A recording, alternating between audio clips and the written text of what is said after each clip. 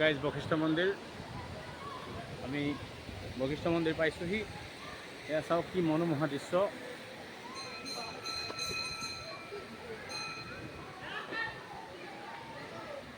এয়া ওপৰত এয়া মনসা মন্দিৰ।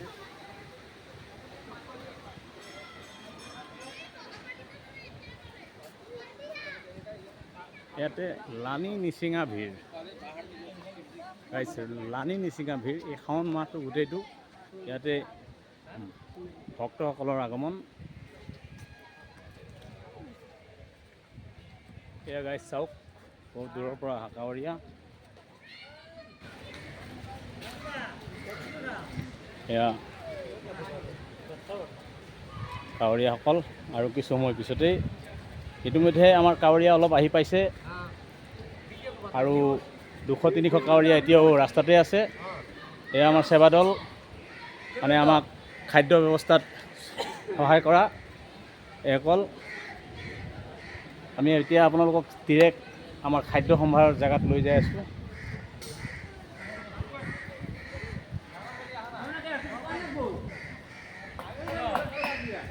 এয়া চাওক গাইজ, আমাৰ বলবমৰে চব্জি কাটি আছে।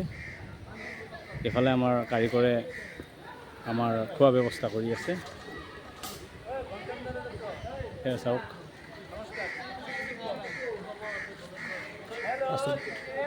এয়া কি মনোমোহা দৃশ্য। এয়া